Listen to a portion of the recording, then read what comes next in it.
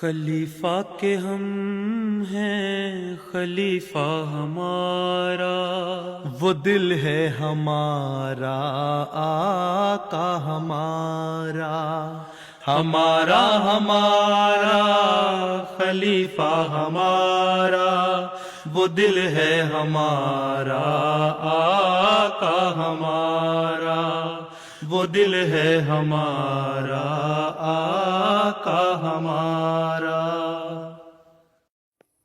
Assalamu alaikum and welcome to This Week with Huzoor. We are honored to present highlights of a virtual mulaqat where Hazrat Khalifatul Masih Ayyadahullah Ta'ala bin Nasr al-Aziz graciously met with student members of Lajna Imaila from India last weekend. السلام علیکم ورحمۃ اللہ۔ السلام علیکم ورحمۃ اللہ وبرکاتہ۔ حضور بیٹھ جائیں۔ Last Sunday, student members of Lajna Imaila from India who were gathered in Qadian were blessed with a virtual mulaqat with Hazrat Khalifatul Masih V, may Allah be his helper. The program began with a formal session which commenced with tilawat and nazm.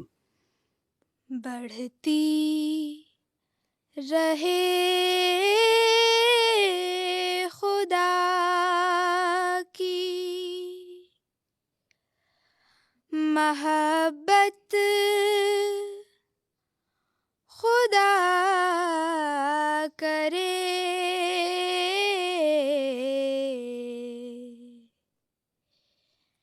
حاصل ہو تم کو دید کی لذت، خدا کرے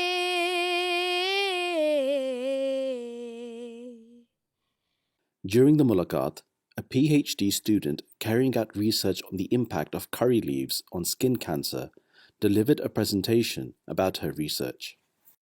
Today, the topic of my presentation is mechanistic studies on the chemopreventive potential of Moraya konegi leaf extract against chemically induced skin carcinogenesis in mice. According to Globocan report in 2018, there were over 10 lakh new cases and more than 65,000 deaths from non-melanoma skin cancer, and over 2 lakh new cases and higher than 60,000 deaths from melanoma skin cancer. Incidence rate of non-melanoma skin cancer was found almost double among men, and the highest incidence was observed in Australia, New Zealand, and followed by North America. Cancer prevention is need of the hour. For the prevention, many natural or synthetic agents are being used. However, due to the adverse effects of synthetic chemical agents, we are inclined to use the natural agents for skin cancer prevention as they are safe, effective, economical, and they have the capability to reverse or halt the process of carcinogenesis at any stage.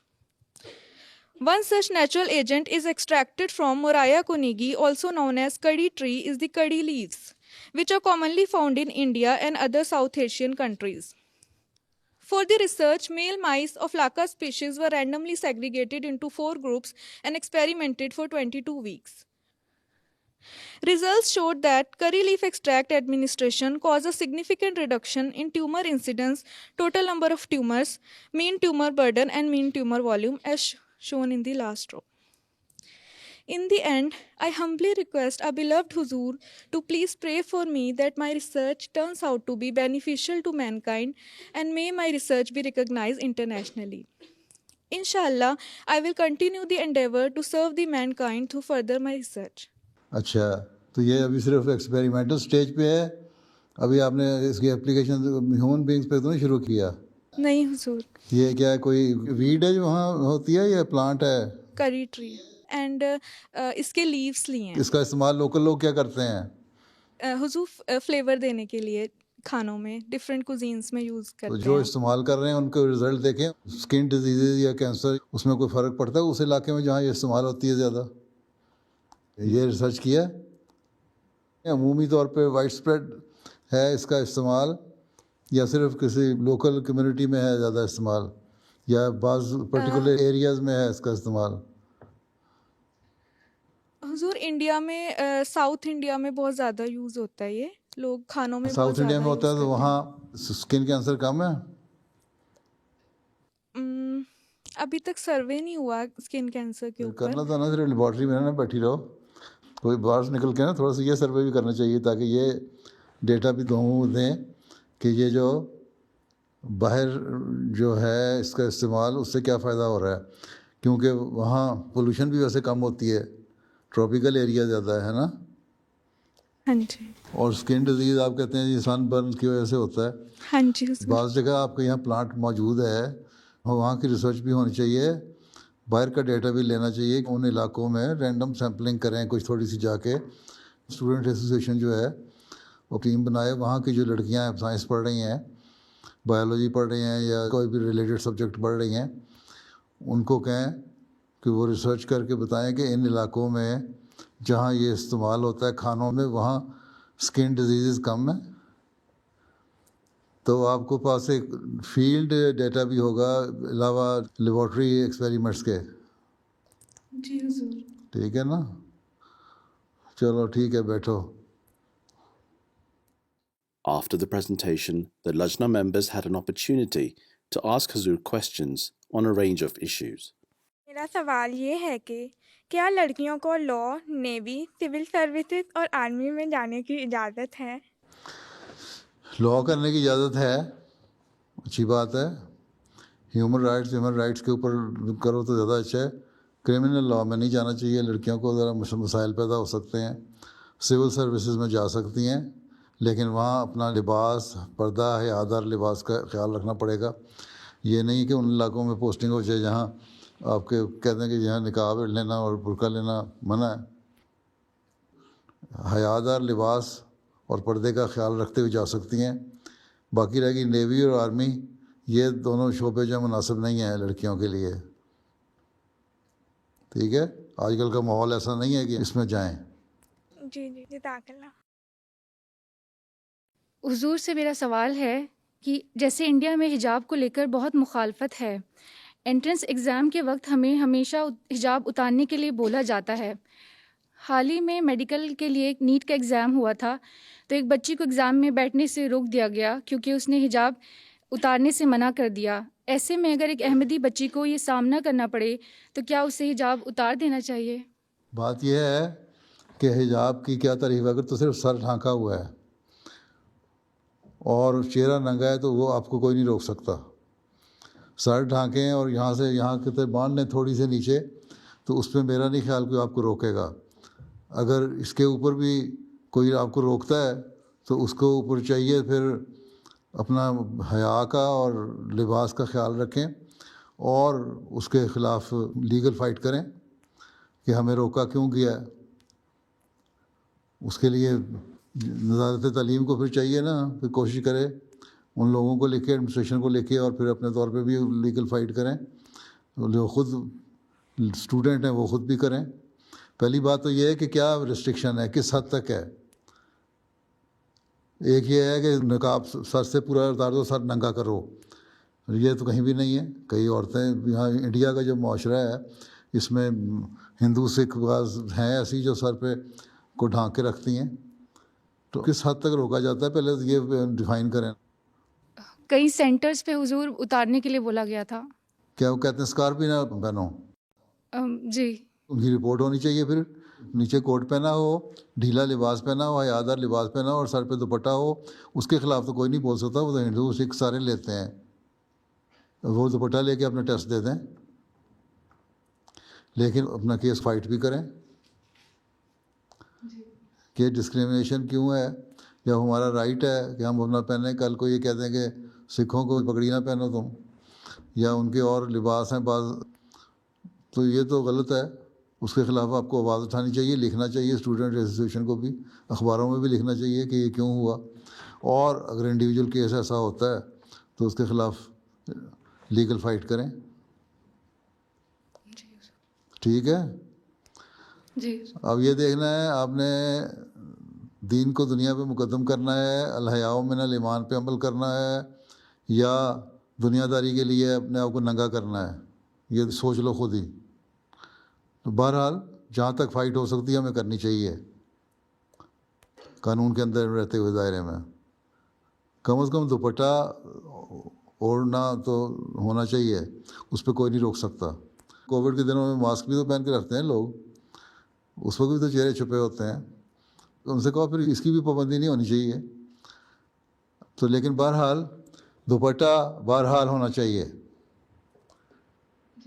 اور اگر نہیں ہے تو نہ دیں exam اور legal fight کریں.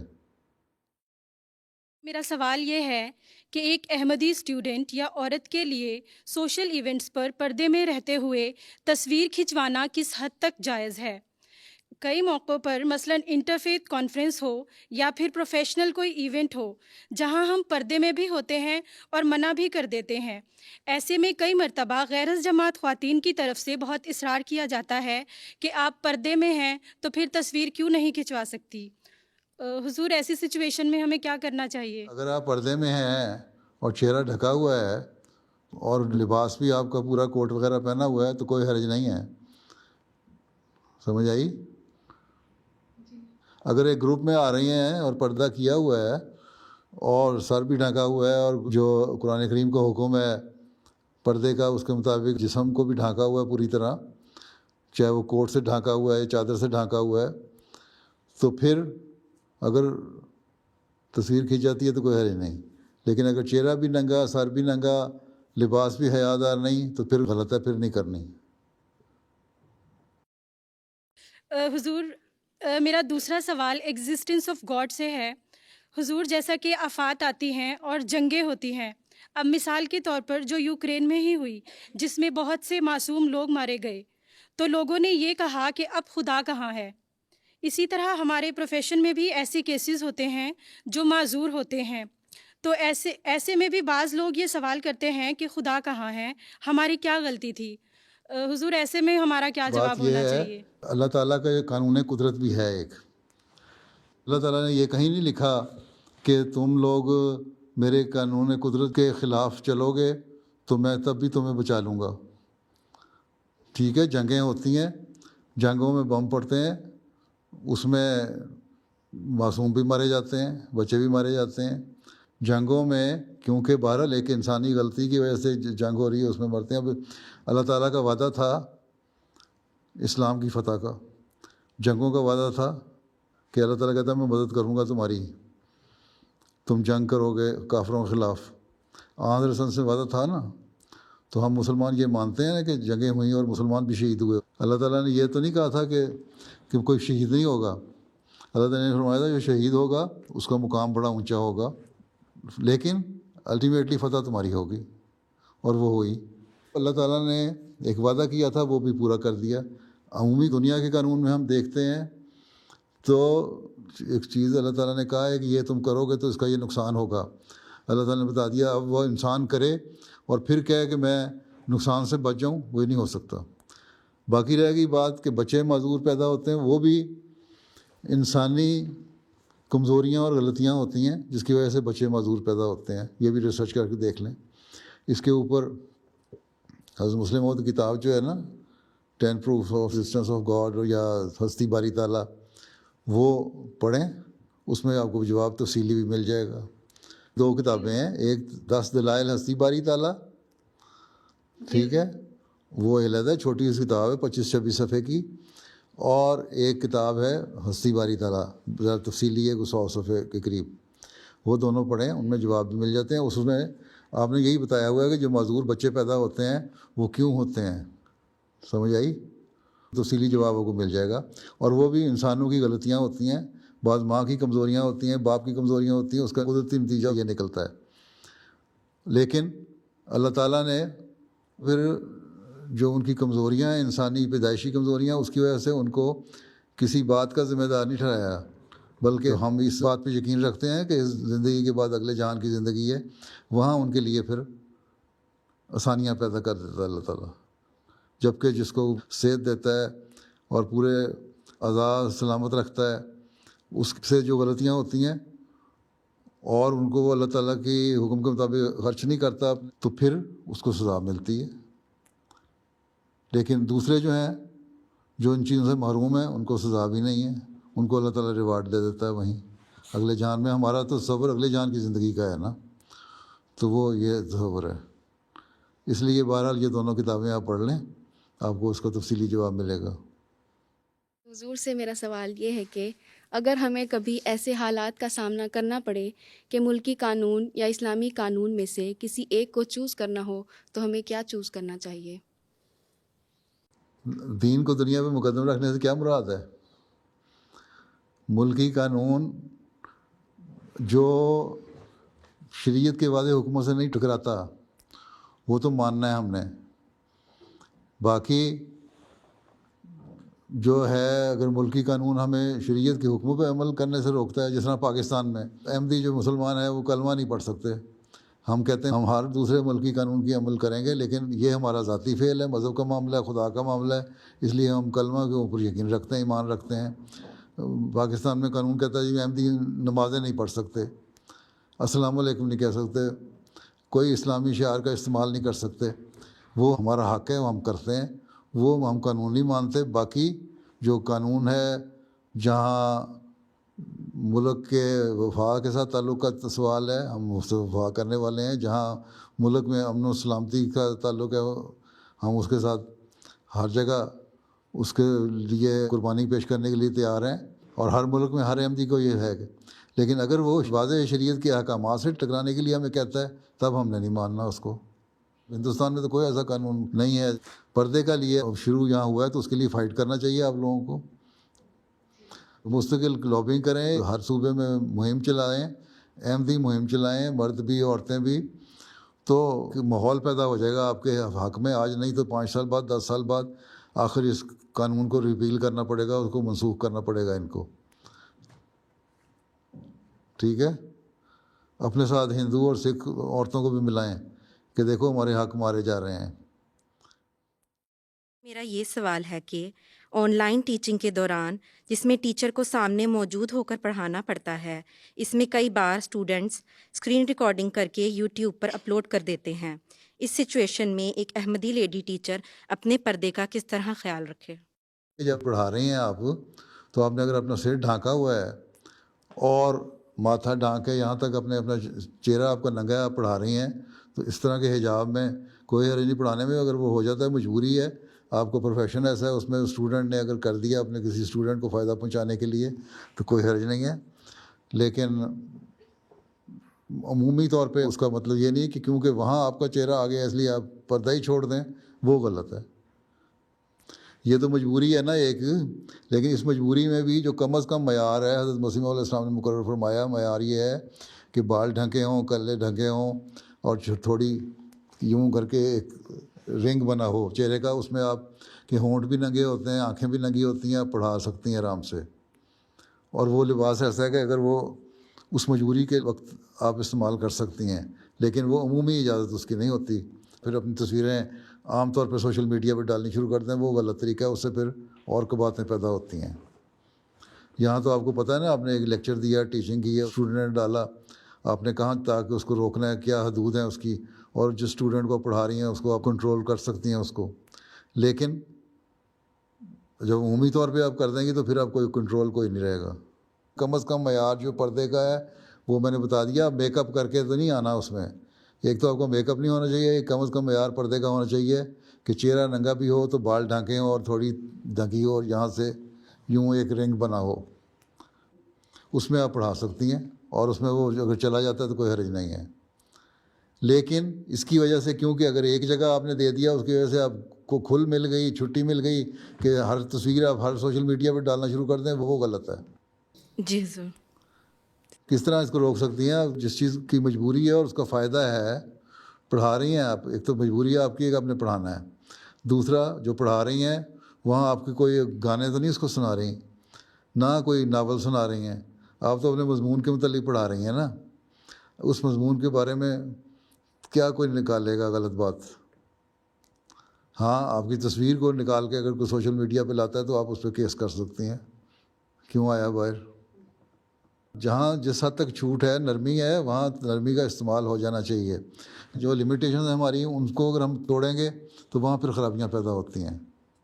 چلو, السلام علیکم, اللہ حافظ. وقت بھی ختم ہو گیا آپ کا.